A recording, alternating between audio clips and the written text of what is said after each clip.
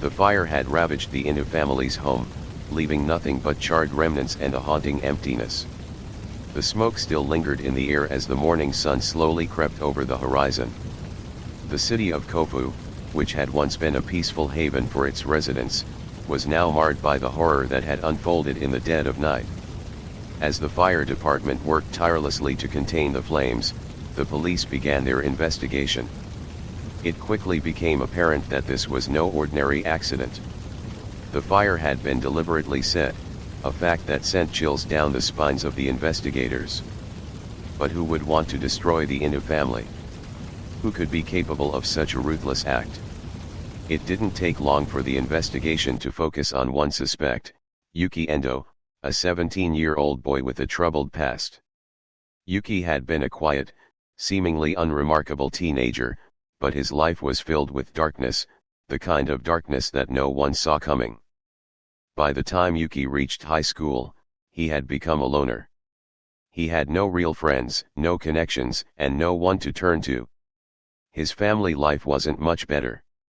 His father, a man who was never home, and his mother, who struggled with mental health issues, left Yuki to fend for himself. He became increasingly angry, his frustration growing with each passing day. It was during these dark moments of isolation that Yuki began to develop a twisted obsession with the Inou family. He had never met them personally, but he knew of their reputation. They were everything he could never be: successful, well-liked, respected. In his mind, they were the embodiment of the world that had rejected him. The anger and resentment he felt towards them grew, slowly consuming him. On the night of October 11, 2021, Yuki made his move. He knew the Inou family's routine. He knew that the house would be quiet, that the family would be asleep. It was the perfect opportunity. Yuki had spent weeks preparing, gathering the materials he would need to carry out his plan. The fire, the explosion, it was all part of his twisted revenge. As the fire roared to life, Yuki watched from a distance. He felt no guilt, no remorse, only the cold satisfaction of knowing that the Inous would never again be able to look down on him. They would never again stand as symbols of a life he could never have. But what Yuki didn't expect was the aftermath. He didn't expect the intense scrutiny, the police investigation, or the shocking discovery that would ultimately lead to his capture. What he thought was a perfect crime turned into his undoing. The darkness he had embraced now threatened to swallow him whole. As the investigation continued, the pieces of the puzzle began to fall into place. Police discovered evidence linking Yuki to the crime scene: DNA, fingerprints, and even the remnants of the fire-starting materials. It was clear that Yuki Endo was the one responsible for the death of Morom and Akie Inou, the destruction of their family, and the irreversible damage he had caused. The investigation took a startling turn when it was revealed that Yuki had been hiding a deeper secret. He wasn't just a troubled teenager. He had been harboring a deep-seated hatred, a desire to destroy everything that stood in his way. And as the truth emerged, the world would come to realize that the Yuki Endo case was more than just an act of vengeance. It was a chilling glimpse into the mind of a young man driven to the brink by his own inner demons. The air outside was cold, the streets of Kofu eerily silent as Keiko and Raiko fled, their bare feet pounding the pavement. Each step felt like a lifetime as their bodies trembled, adrenaline coursing through their veins. They had no time to think, no time to process what they had just witnessed. They only knew one thing: they had to get away. Keiko's breath came in sharp gasps, her heart racing in her chest. Her eyes darted around, half expecting the man to appear behind them at any moment.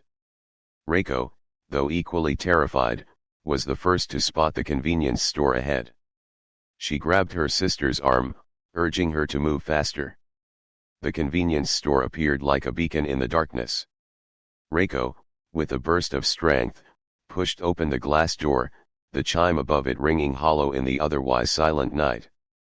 The store clerk, a middle-aged man with tired eyes, looked up, startled by the sudden intrusion. The girls ran straight to the counter, their words tumbling out in a jumbled mess. Keiko's voice was shaky, her hands trembling as she pulled out her phone to call the police. "Please, you have to help us. Someone's in our house. My parents. I think they're..." Her voice faltered as she tried to explain. The clerk, recognizing the urgency in her voice, dialed the emergency number before handing the phone to her. As Keiko spoke frantically with the operator, Raiko stood frozen, her wide eyes fixed on the door, fearing the man would follow them. As the police were alerted, the sound of sirens grew louder in the distance. The sisters, still unsure of what had just happened, could barely comprehend the gravity of their situation. Had they truly escaped? Or had the nightmare merely begun? Police vehicles parked in front of the house, their lights flashing in the darkness. Officers moved quickly, their boots crunching on the gravel driveway as they approached the front door. Inside, the house was a scene of devastation. When the police entered, they were met with a horrifying sight. The living room, once a place of warmth and comfort, was now a crime scene. The air was thick with the acrid scent of smoke, the remnants of a fire still smoldering in one corner. Morom Akie Inou, the father, lay lifeless on the floor, his body scorched and disfigured from the explosion. Nearby, Akie Inou, his wife, was found in a similar state.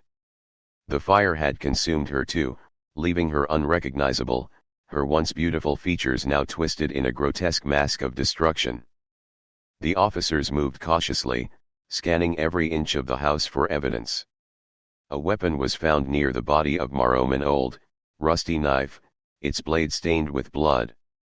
The investigators, perplexed by the lack of a clear motive, began to piece together the fragments of the story. It didn't take long for the authorities to discover the link between the Inou family and their attacker. A photograph of Yuki Endo was found on a nearby table, along with a notebook containing disturbing notes about the family. The connection was undeniable. The pieces of the puzzle were falling into place, but what they found next would leave them shocked to the core. Among his things, the officer found a journal, a disturbing glimpse into the mind of the young boy who had carried out this horrific crime. The pages were filled with rambling thoughts, sketches of violence, and an obsession with the Inou family. The journal spoke of resentment, hatred, and a twisted desire for revenge. In his journal, Yuki had written about his deep-seated bitterness towards the Inous. He had come to believe that they represented everything he could never have, a perfect family, a perfect life. To him, they were symbols of everything that had been denied to him. But it wasn't just his feelings of inferiority that fueled his actions. It was the belief that by destroying them, he could somehow gain control over his own life, take back what he felt was stolen from him. As the investigation continued, the police learned that Yuki had been lurking around the Inou household for weeks, watching them from a distance, studying their routines. He had even tried to get close to Keiko and Raiko, using their trust against them. Yuki's eyes followed the girls as they walked home from school, his gaze cold and calculating. He knew every detail of their lives, every habit. He had seen them laugh together, seen them embrace their parents. But all of it filled him with rage that simmered beneath the surface, waiting to erupt.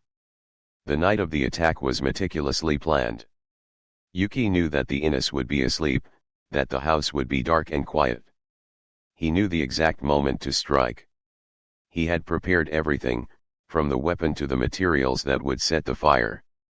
Yuki stood outside the Inou home, his breath visible in the chilly air. He held a lighter in his hand, its flame dancing dangerously as he moved toward the back of the house. He had already disabled the security cameras earlier in the evening. Everything was in place. Inside, the house was silent, too silent. The only sounds were the soft breathing of the Inou family as they slept, unaware of the danger creeping closer. Yuki crept inside, the door creaking softly as he pushed it open. His footsteps were light, but the weight of his intent hung heavy in the air. He moved through the house, guided by the faint light of the moon filtering through the windows. His eyes locked on his target, Akie, lying in bed, her face turned away from him. He raised the weapon, his hand trembling with anticipation. Raiko, still half asleep, was stirred by a noise, something soft but persistent. She sat up, rubbing her eyes. She strained to hear it again. There it was, footsteps, light but unmistakable. Curiosity tugged at her. Was it just a dream? She got up and walked to the door, her bare feet moving silently across the floor. She paused at the top of the stairs, her heart racing. That was when she saw him, the figure standing over her mother. Reiko's heart skipped a beat. Her eyes widened in terror as the man raised his weapon, standing over her mother's motionless body. The world seemed to slow as she realized what was happening. Fear surged through Raiko as she sprinted back to her room, slamming the door shut behind her. Her breath was ragged, her heart pounding in her chest as she locked the door with trembling hands. But she knew that wasn't enough. She had to save her family, she had to save herself. Reiko's first instinct was to alert her sister. She rushed to Keiko's room, shaking her awake. The words spilled out in a breathless rush, "Someone's in the house. We need to get out." Keiko, still groggy, sat up, her eyes darting to the window as Raiko grabbed her arm. In that moment, the sisters knew they had only one option left: escape. The balcony was their only way out. They didn't have time to think. Yuki sat in the classroom, his eyes locked on Keiko as she laughed with her friends. Her smile seemed to shine brighter than the classroom lights, and every word she spoke felt like a melody to his ears. He didn't belong in this world, at least, not the world she inhabited. Yet, somehow, in his mind, she was his. She just didn't know it yet. Yuki's obsession with Keiko was not just a passing infatuation, it was a consuming fixation. The hours he spent staring at her were mirrored by the hours he spent thinking about her when she wasn't around. He wondered if she ever noticed him. Did she feel the same pull he did? Did she realize how special she was? He studied every picture, every post, anything that could give him a glimpse into her world. Her life. Her thoughts. His fingers trembled as he typed out another message, deleting it repeatedly, each time afraid that it would be the one that pushed her further away. Despite his efforts, Keiko remained distant. She never showed any interest in him beyond the casual politeness of a classmate. But that didn't stop Yuki. No, to him, her indifference was just a challenge, a test. And he was determined to pass it. In his hand, he clutched a small, neatly wrapped gift. His heart raced as he approached Keiko's locker, watching her from a distance as she chatted with her friends. He hesitated for a moment, his breath shallow, before finally walking up to her. Keiko looked up, a polite smile gracing her lips. But her eyes betrayed a flicker of discomfort as she glanced down at the small box Yuki was offering her. She hesitated before responding. Her words were gentle but firm. Yuki forced a smile, his heart sinking with every syllable. He watched her walk away, the sound of her footsteps echoing in his mind. It wasn't rejection, he told himself. It was just a misunderstanding. She didn't understand yet, but she would. Keiko's rejection was a wound that refused to heal. The gift, the polite refusal, it was all part of a game in his mind. But this time, he wouldn't let her go so easily. She had to see him for who he truly was. She had to understand what he was capable of.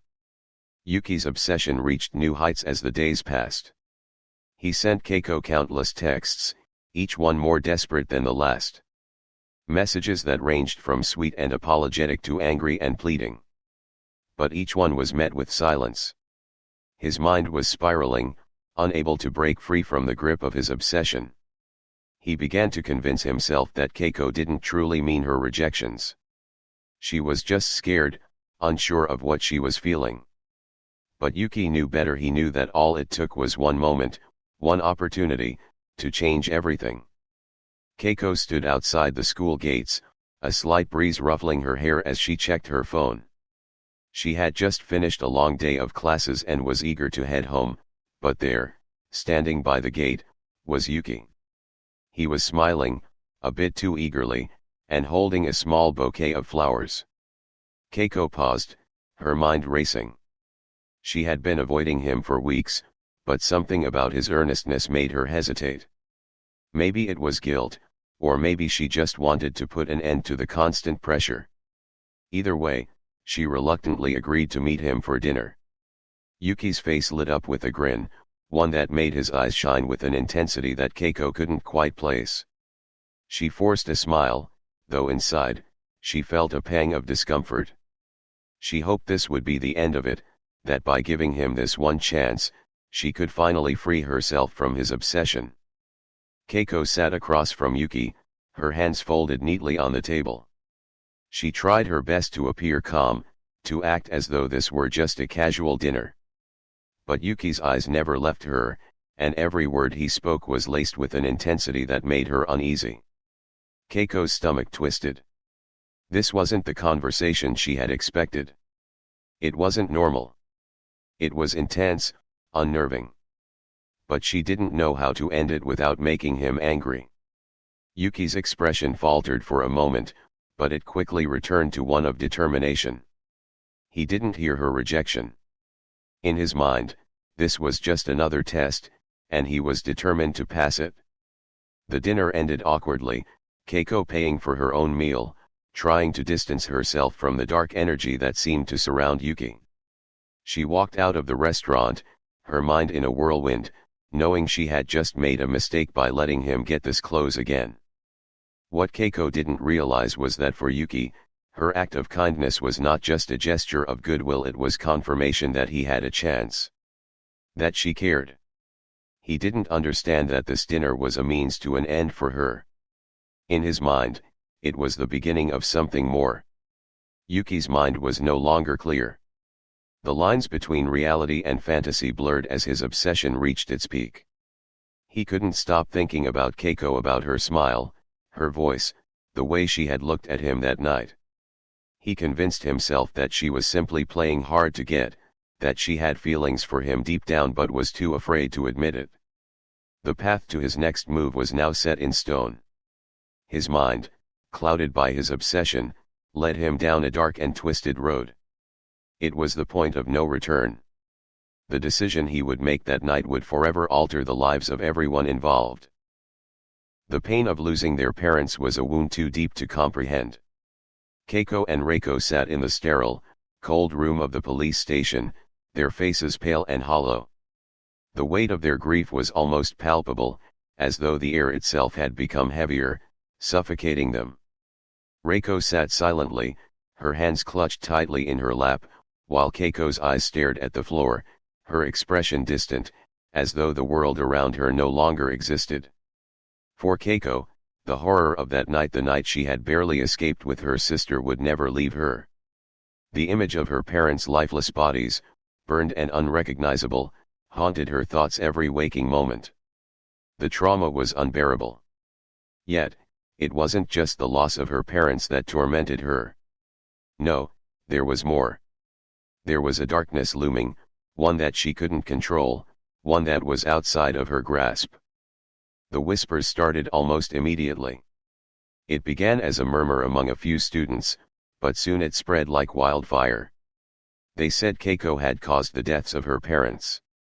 They claimed that her refusal to accept Yuki Endo's advances, her rejection, had driven him to violence.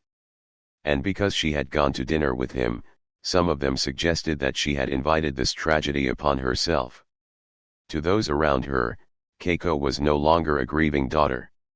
No, to them, she was the source of the violence, the catalyst that had led to the nightmare. She wasn't just a victim of Yuki's obsession, she had become a pariah. Her classmates' stares were sharp and accusatory, as though they believed she had somehow caused her own suffering. Did you hear? Keiko actually had dinner with him.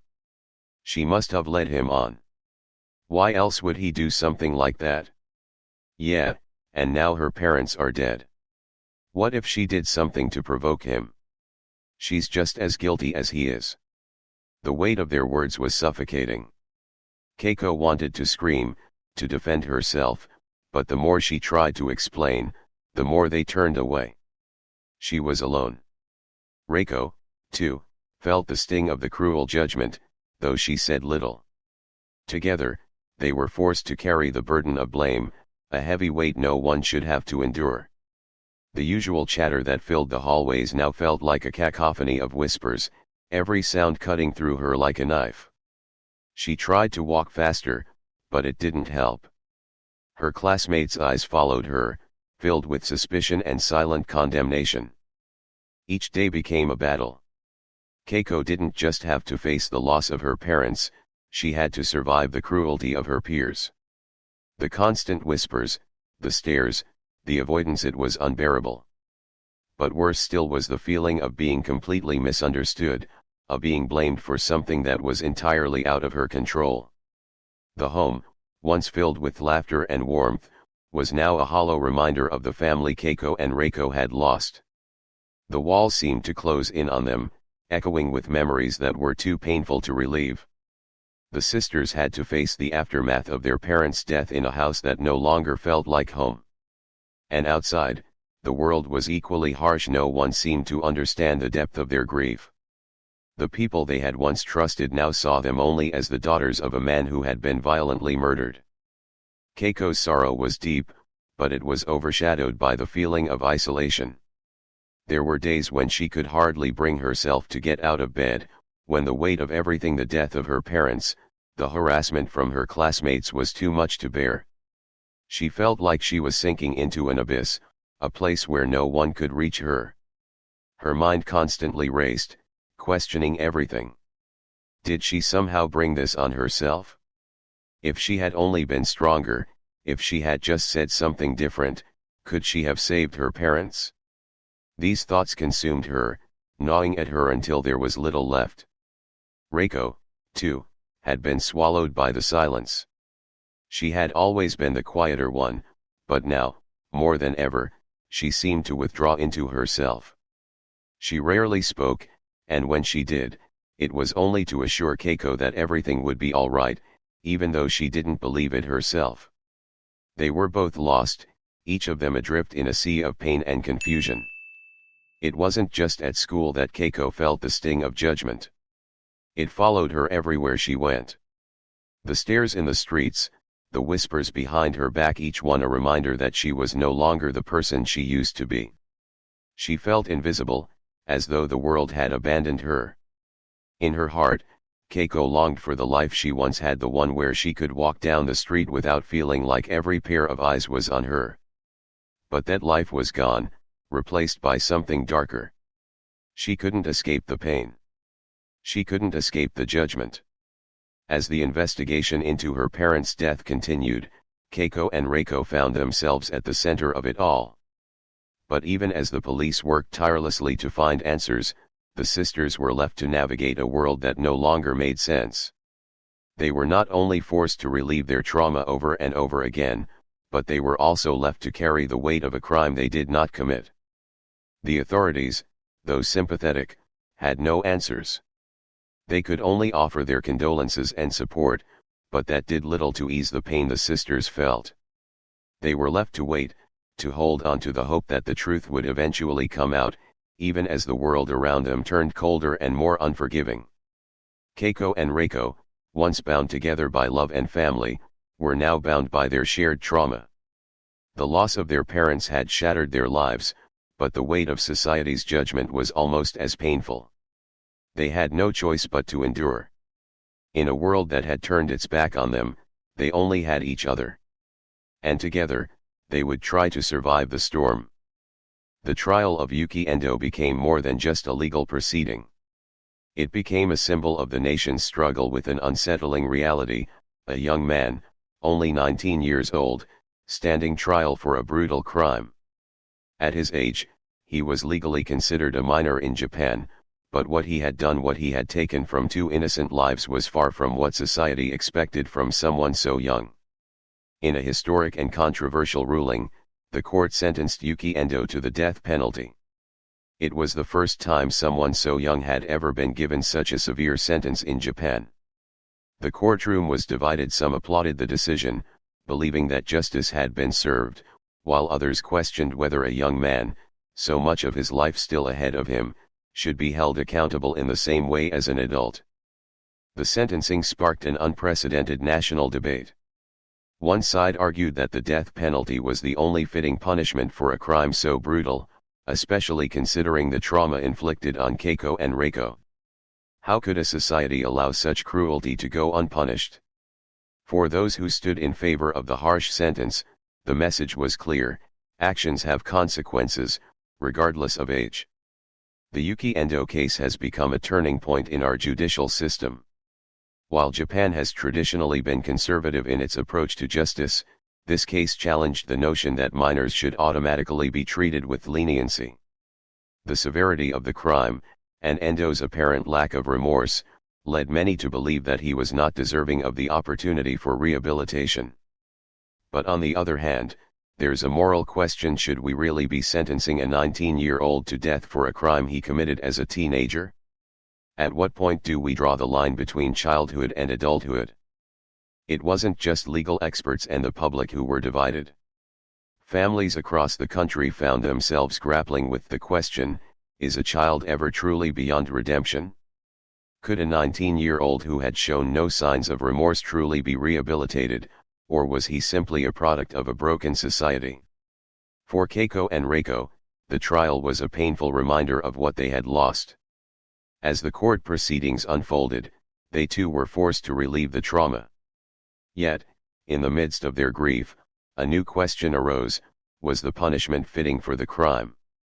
I don't know if I believe in the death penalty. I've lost my parents, and nothing can bring them back.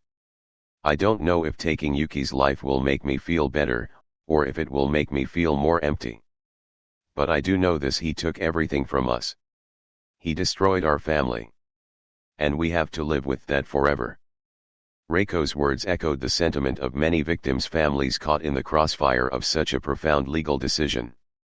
The desire for justice often collided with the complexities of personal healing and moral consideration. Would punishing a young man with death serve justice, or would it merely perpetuate a cycle of violence and loss? The defense was adamant that Yuki Endo was not beyond saving, that he was capable of rehabilitation. His youth, they argued, should not be disregarded in favor of vengeance. Instead, they suggested a sentence that would allow for reflection and a chance for redemption, even if it meant placing him in a secure facility for the rest of his life. Yuki Endo, for the first time, appeared to show some form of vulnerability. His usual detachment was replaced with something more human: regret, perhaps, or fear. But for many, it was too little, too late. His actions had irrevocably shattered the lives of two sisters. And the public wasn't ready to offer him forgiveness. The media was equally divided. Some outlets praised the court for taking a firm stance on justice, arguing that it set a powerful precedent for how Japan would handle future cases involving minors. Others, however, decried the decision, claiming that it was an overreach punishing a young man for a crime he could have been rehabilitated from. We cannot ignore the complexities of youth and crime. We must find a balance between justice and mercy. In the case of Yuki Endo, we ask ourselves, what is justice? Is it just about punishment, or is it about understanding and rehabilitation? These are the questions that will define our society. The Yuki Endo case posed a challenge to Japan's legal system, a challenge that many felt would determine the future of its approach to justice. Could the country find a way to address the most heinous crimes committed by minors, without losing sight of their potential for change? Or was the harsh reality of his actions too great to overlook? In the end, the Yuki Endo case would forever alter the landscape of Japan's criminal justice system. It would ignite debates that would echo for generations, forcing society to confront the age-old dilemma: how should we deal with young offenders who commit unspeakable acts? The answer, however, would remain elusive. Around the world, different countries have developed distinct approaches to juvenile crime. Some focus on strict punishment, believing that swift justice will deter others from following the same path. Others, however, emphasize rehabilitation, focusing on the potential for change, understanding the circumstances that may have led to the crime, and providing a second chance for growth. In countries like Sweden and the Netherlands, the justice system offers young offenders the opportunity for rehabilitation. These nations believe that by providing education, therapy, and vocational training, the youth can reintegrate into society and make amends for their actions. They focus on restoring lives rather than punishing them indefinitely. The belief is that many young offenders can be guided back to a path of productivity, provided they receive the right support early on. In Japan, a country known for its disciplined society, community harmony is paramount. The culture places an immense value on respect, order, and conformity. The strict societal norms have long been credited for Japan's low crime rates, fostering a sense of responsibility from an early age. Children are taught the importance of hard work, respect for authority, and the need to maintain societal balance. But these norms, while effective in many ways, can also place tremendous pressure on young people. Expectations are high, and stepping out of line can lead to shame, ostracism, or worse, alienation. Japanese schools reinforce these ideals, teaching not just academics, but also the importance of respect, teamwork, and self-discipline. The classroom is an environment where students learn to work as part of a collective whole, and where standing out especially in a negative way can carry lasting consequences. For some young people, however, these expectations become too much to bear. Without the necessary outlets or guidance, they may internalize the pressure, leading to dangerous consequences. In some cases, like that of Yuki Endo, the system's focus on conformity and discipline may contribute to a growing sense of isolation and emotional distress. The Inou sisters, who had been caught in the wake of a tragedy that shook their world, found themselves at the heart of a complex and painful dilemma. Not only were they victims of a horrific crime, but they were now also thrust into the national conversation about justice, punishment, and forgiveness. The legal system's decision to impose the death penalty on Yuki Endo raised fundamental questions about the place of young offenders in society. The case polarized Japan. Public opinion was split, with some calling for the maximum penalty to serve as a deterrent, while others argued that no child, no matter the crime, should be denied the chance to be reformed. The harshness of the sentence ignited a larger conversation about how society should address juvenile crime, particularly when it involved a young person who had not yet reached full adulthood. Our legal system is based on the idea that justice must be fair and balanced. However, the Yuki Endo case presents a challenge. As a society, we must reflect on whether it is fair to impose such a severe punishment on someone so young. The public's emotions are running high, but we must remember that the justice system is not driven by emotions. It must be based on reason and the rule of law. Yet, no legal system, no matter how carefully constructed, is immune to the emotional weight of such tragic cases. The scars left behind on the victims, the survivors, and even the perpetrator, are not easily forgotten. In Japan, juveniles who commit serious crimes are often placed in detention centers. These facilities focus on maintaining order and discipline, and while they offer counseling and educational programs, they are not always equipped to deal with the deeper emotional or psychological issues that may have contributed to the crime in the first place. The strict and often cold environment of these centers may further alienate young offenders, leaving them feeling disconnected from society. As for Yuki Endo, his time in detention was marked by a growing sense of isolation.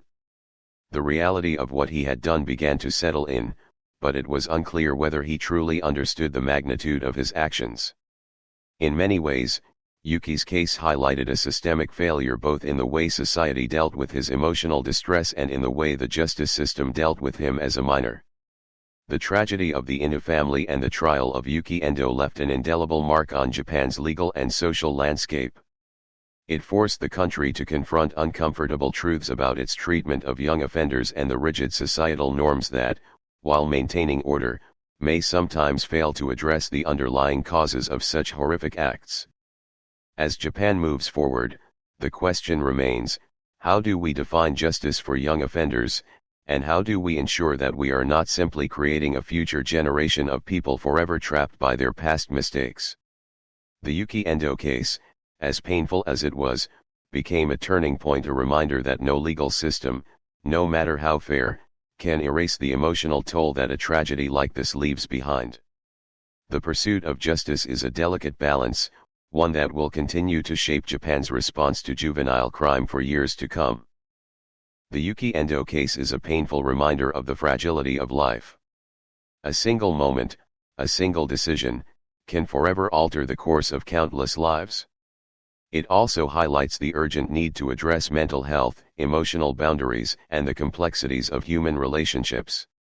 In a world where individuals may suffer in silence, it is vital to ensure that support is available for those who may be struggling, and that healthy boundaries are respected before tragedy strikes. Across Japan, and indeed the world, communities are taking steps to create open spaces for conversation. Workshops and programs aimed at improving mental health awareness and communication are becoming increasingly vital. These programs encourage young people to speak up about their feelings and offer parents the tools to support their children's emotional well-being. These efforts, while not able to undo the past, offer hope for the future. By teaching emotional resilience, mutual respect, and the importance of healthy relationships, the hope is that future heartbreaks can be prevented. The lessons learned from the tragedy of the Inou family have sparked a greater awareness of the need for emotional education in every aspect of life, whether it's at home, in school, or in the community. For Keiko and Raiko, the journey toward healing is ongoing. Their parents will never return, and the scars of that fateful night will remain with them forever. But with time, understanding, and support, they are finding ways to move forward. The lessons of the past may never be fully understood, but the hope is that by confronting these issues, society as a whole can work toward a future where fewer lives are lost to emotional turmoil. What do you think of this case? Was justice served, or could there have been a better way? Like, share, and comment your thoughts below. Your voice matters in shaping the conversation.